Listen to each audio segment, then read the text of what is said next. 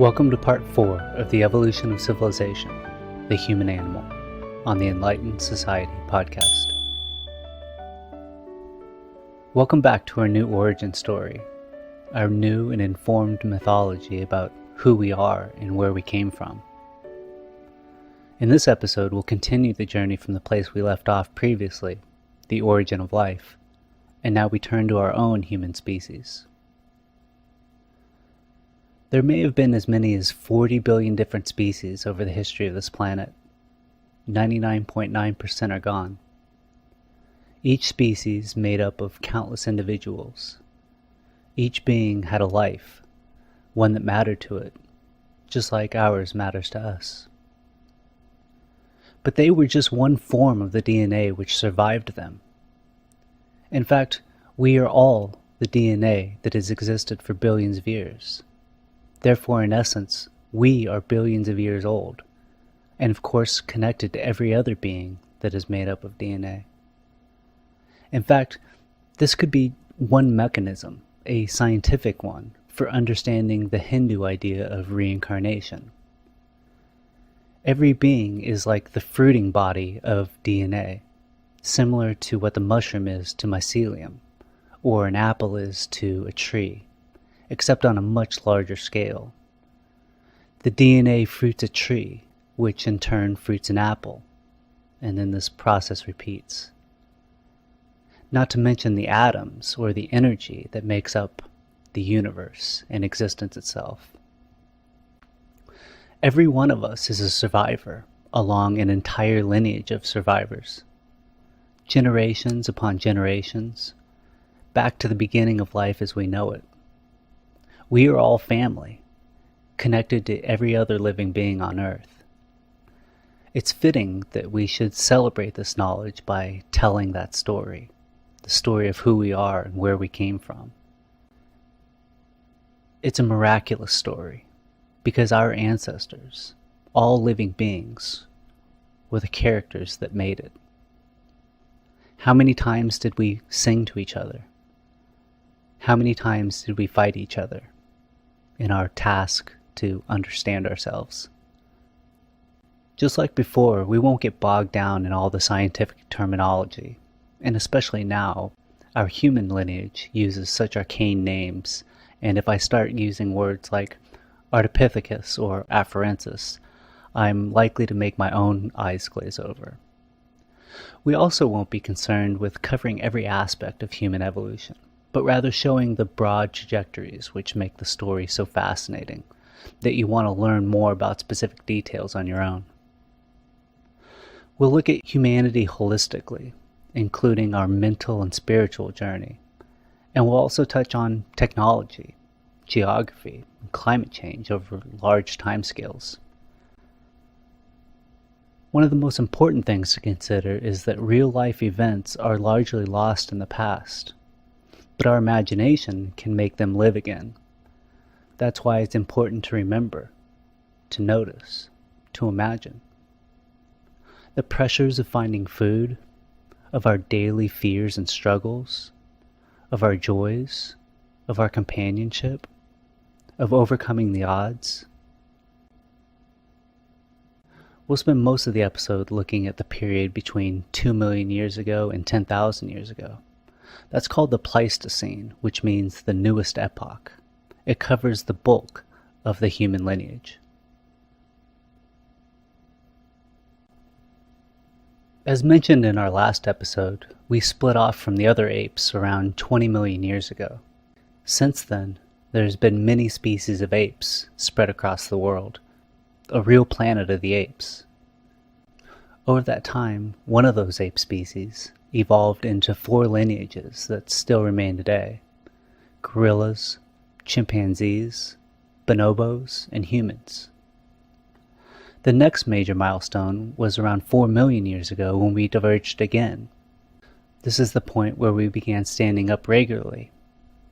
This is the first time that we have evidence of our ancestors walking upright. We have a pelvis bone, which shows this change, as well as actual footprints in ancient clay. At this time, we lived in both open areas and dense woods, Our body shape allowed us to walk upright most of the time, but still climb trees. As a result, we could take advantage of both habitats. We did this as a result of the changing climate that turned jungles into savannas. Thus, the large numbers of trees in Central Africa disappeared. Standing up allowed us to free our hands for more productive purposes. And our hands, with opposable thumbs, allowed us to hold and manipulate objects and make things. It allowed us to dominate everything around us, from other animals to each other. It allowed us to see great distances. At this time, we would have been around 4 feet tall on average, and our heads were slightly bigger than chimps today. We were scavengers, tracking herds of animals and also foraging, looking for fruits and nuts, seeds, mushrooms. This is the time of Lucy, the name given to the famous fossilized skeleton. Our upright stature allowed us to hunt animals, and this regular supply of meat likely led to an increase in brain size, though the full potential of that remained largely unused until much later. Just after this time, 3.5 million years ago, our descendants began making the most complex tools yet, what we would call a simple tool, a sharp rock which has been chipped carefully and precisely. The stone tools included large and small scrapers, choppers, hammerstones. They also made carrying containers. The first tool shouldn't be minimized. It was a substantial leap forward over all other animals. It proved that our ancestors could think, that they could be creative and build what they could imagine. And this was the first in a long line of new inventions and innovations. The moment in time when we first began to use our new abilities was truly special. Real individuals made these discoveries, by accident and by intuition. Individuals with whole lives and significant moments in them, who may have glimpsed far into the future about what could become of these new powers. Around 2 million years ago, one ape species again rapidly diverged into many species, including the one that led to us. This is the Homo branch, with names like Homo erectus and eventually Homo sapiens. This is the point at which our ancestors look most like us than at any time before. The skeletal structure is close enough that they would go almost unnoticed in a crowd. They weighed over 100 pounds, and now males averaged around 5 feet high. Females were usually a foot shorter. The shape of the heads was different though, smaller than us now, and it looked more rugged. This is the time of our first great migration, when some of the Homo group moved north into the Middle East, and then moved east through India, then China, and then Indonesia. It was colder in these places than it was in Africa, and they didn't move much further north than that because it was so much colder, and they probably hadn't mastered fire yet. In addition, plant food was not available all year round in the northern regions. Here we see the first hints of social structure beyond the traditional ape society. We see evidence of our first fire use at 1 million years ago, and learn to fully control fire soon after.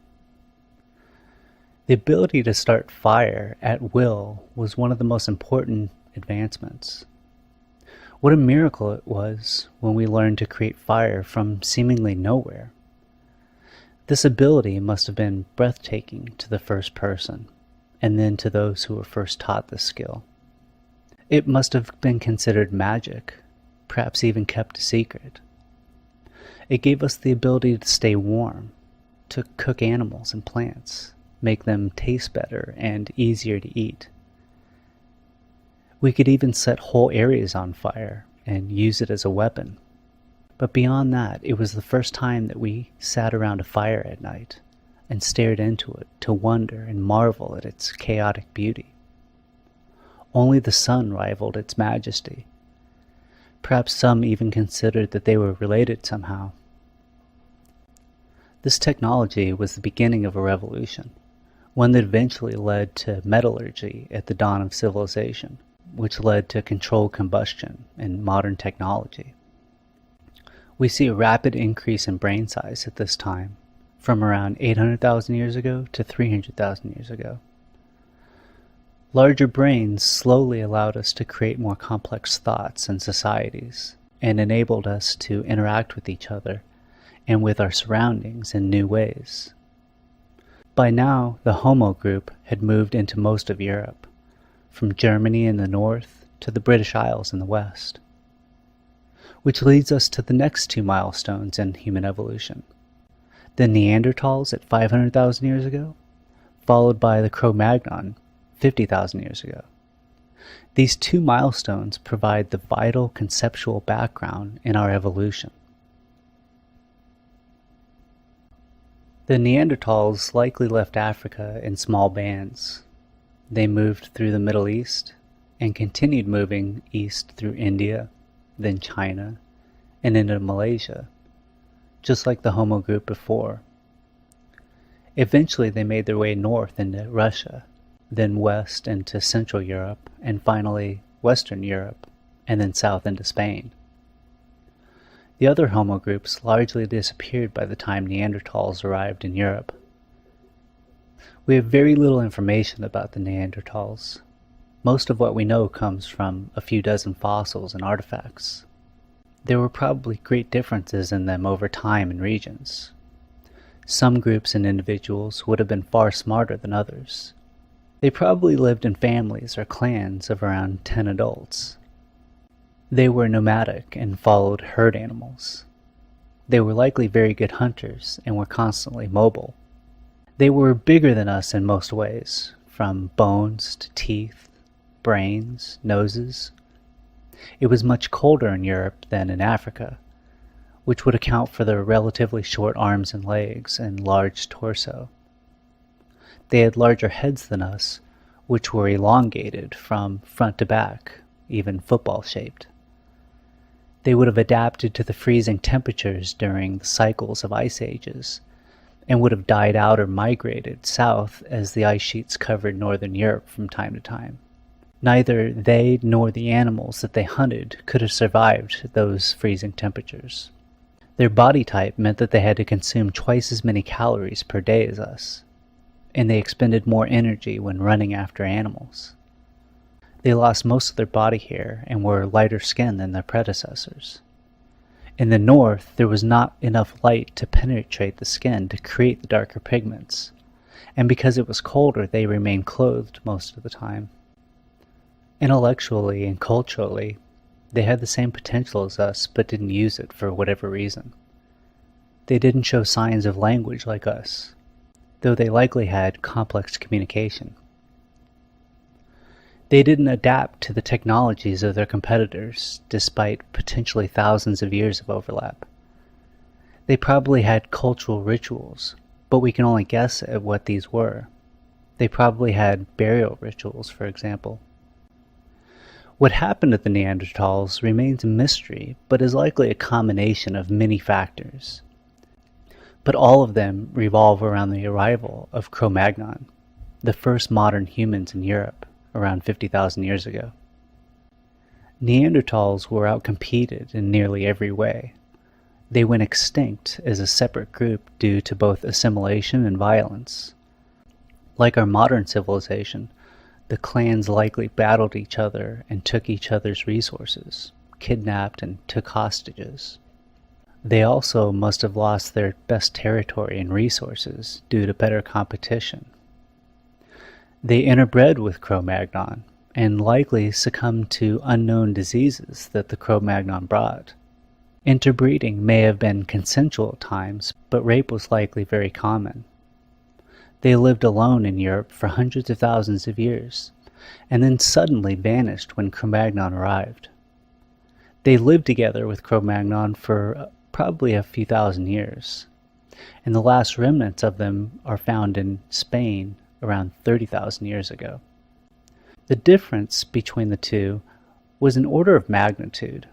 Cro-Magnon showed up in Europe with far more understanding, capabilities, and technology, and therefore dominated every aspect of life, from taking the most fertile lands to simply outthinking them.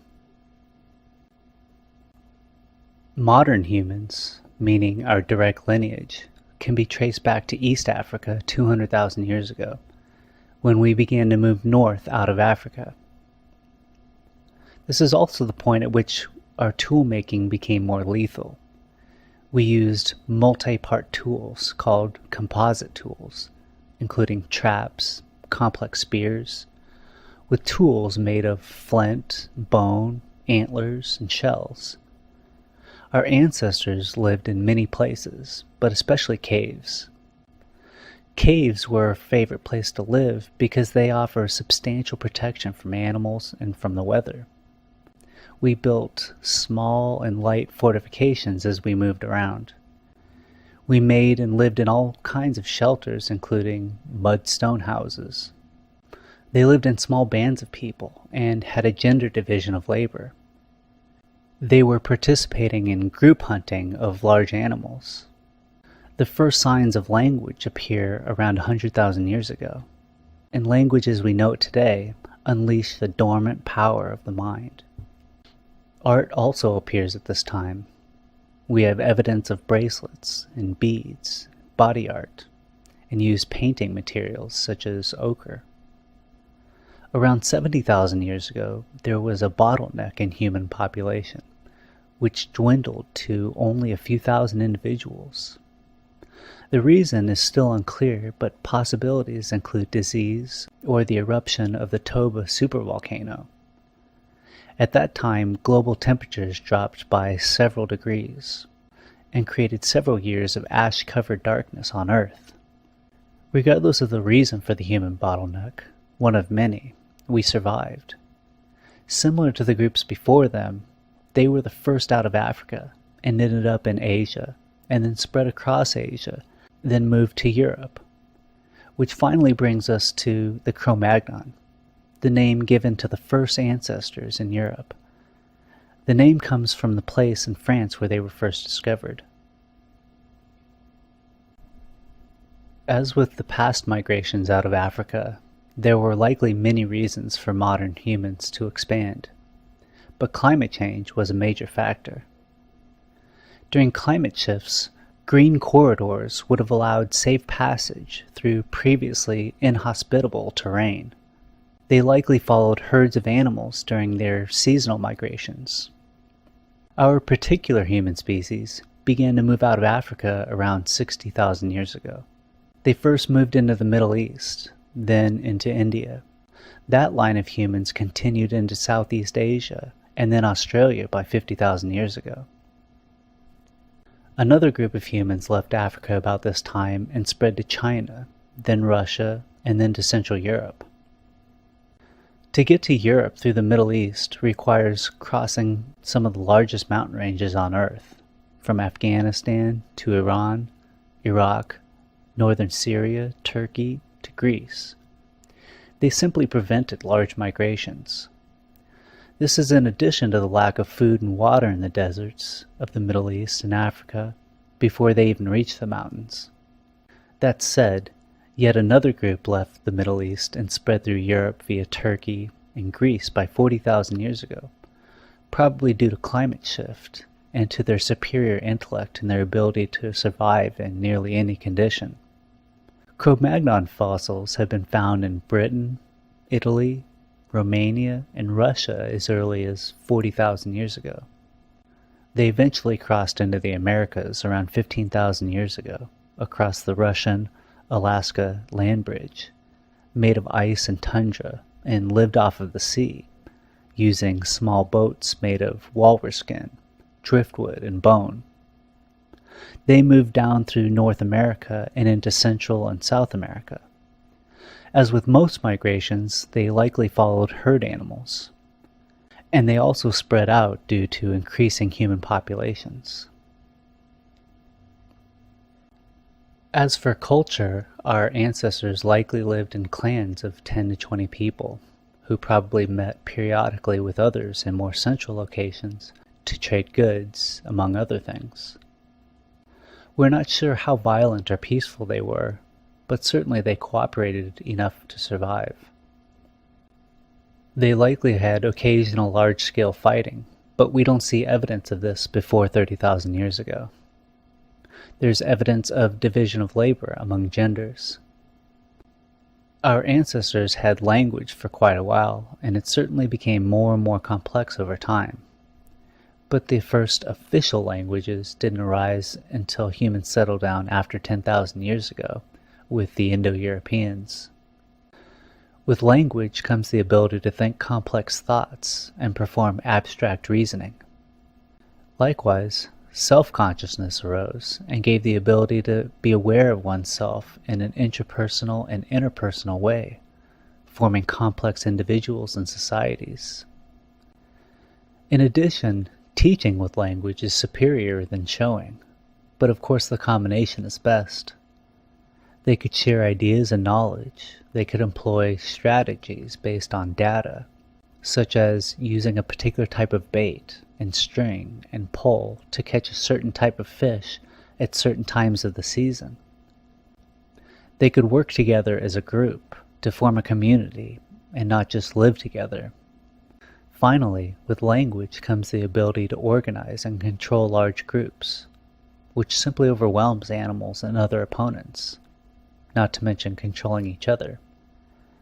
A corollary is the development of symbolic cultural artifacts, like art, music, paintings, the beginnings of all the things we love today. This includes bone flutes, human and animal sculptures, and cave paintings of animals and humans. We have found engraved wooden objects, as well as bones and antlers with pictures and information. Cro-Magnon also created jewelry from seashells. This shared culture ties people together and allows for an increased level of spreading of information. The cultural artifacts were practical in addition to being artistic. We invented sewing, and therefore complex clothes, using different types of hides for specialized purposes, and making complex tools like needles and string, which enabled fitted clothing. Eventually we see elaborate burials with weapons and beads, and these burials were likely for the spiritual leaders at first. It's virtually certain that they took various consciousness-altering plants, known as entheogens, and some theorize that these substances had substantial impacts on our language acquisition, creativity, and spirituality. As for technology, Cro-Magnon were hunter-gatherers. It was our ancestors' ability to not only imagine possible technologies, but also to create them through trial and error. Our ability to solve problems by using technologies replaced brute force.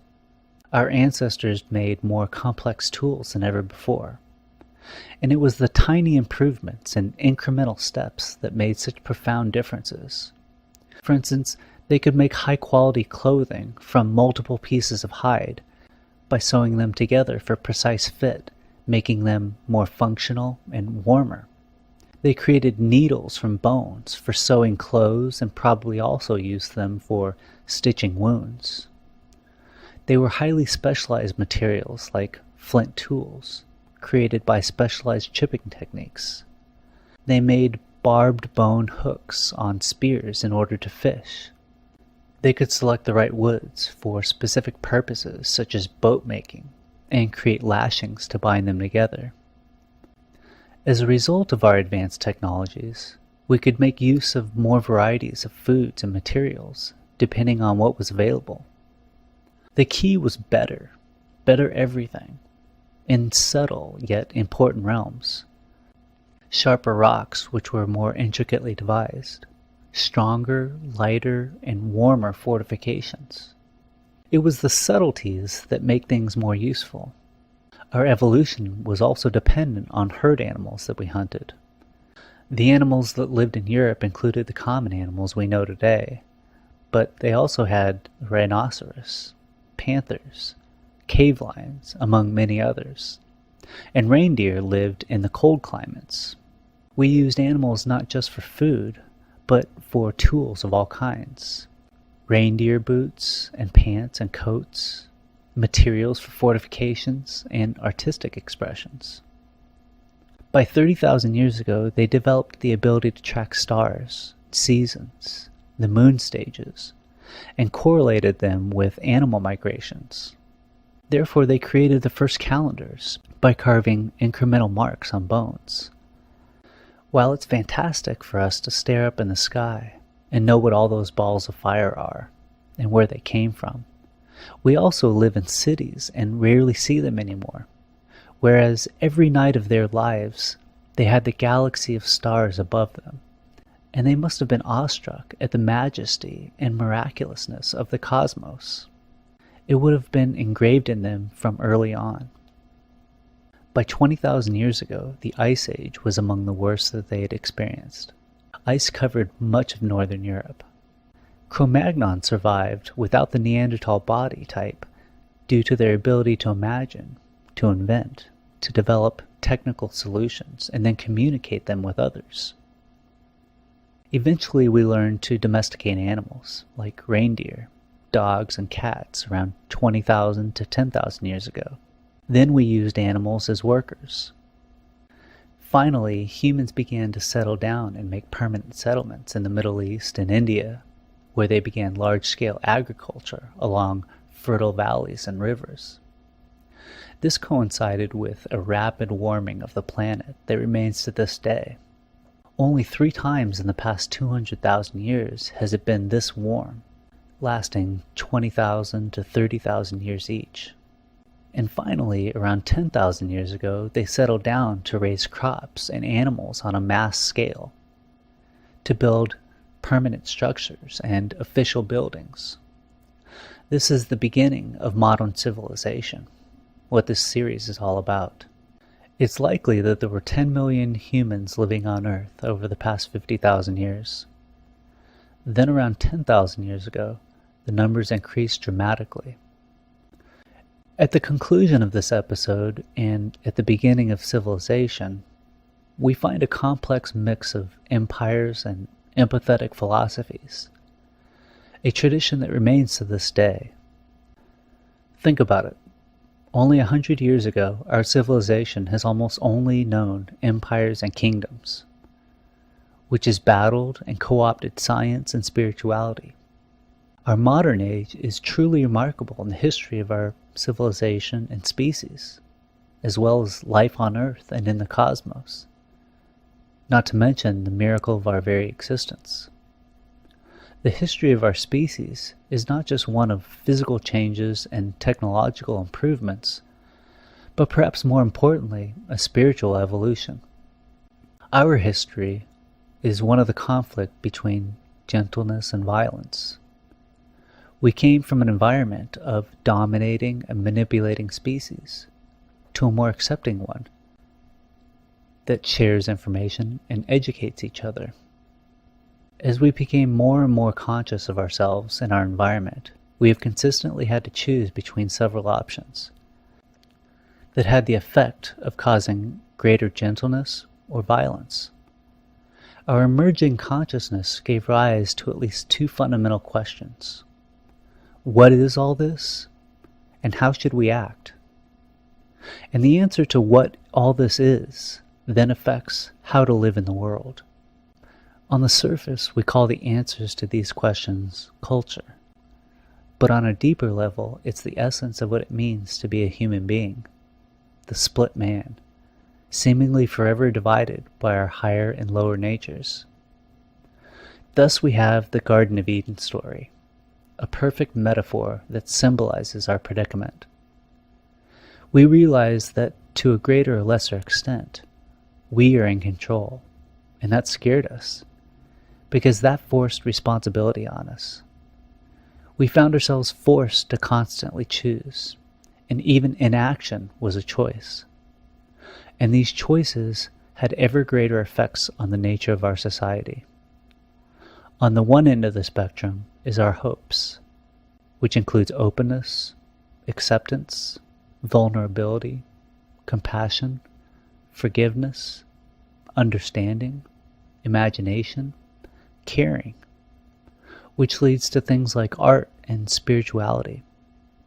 And on the other hand, we have our historic baggage, life as it's always been, our animalistic nature in a hostile world of need, power, control, manipulation, instilling fear and division, violence, and abuse of authority. The Eden dilemma becomes more significant and particularly crucial when civilization and complex society emerges, when the consequences of our actions have immense impacts on an ever-increasing population that depends on others for survival. It's an arms race between competition and cooperation. The transition to a more gentle world has been chaotic and slow. Consciousness is at the crossroads of these decisions, and even today we largely can't pay attention to our own consciousness long enough to make sense of it or our society in order to make substantial improvements. It's time for our species to evolve once again. It's possible that the fruit in the Garden of Eden parable was the exploration of our own consciousness, which allows for reflection of our situation in a more harmonious way that leads to gentleness and the potential for a thriving society. We, right now, are the embodiment of living at the height of the conscious evolution of the universe. Try to remember that absolute miracle more often. Try to notice also that we are the animals that woke up, that there are countless other animals that haven't. They are our relatives, each a unique sentient being. The notion of consciousness as the axis has been slow in emerging, but has dramatically picked up steam over our recent evolution, and especially in the past few decades. The reason is that we have finally learned to answer the first question precisely: what is all this? Now that we can eliminate much of the confusion, we can better answer how to live in the world, what the series Evolution of Civilization is all about.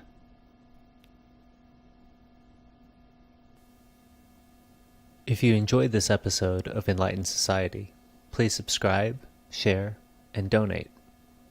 Thank you.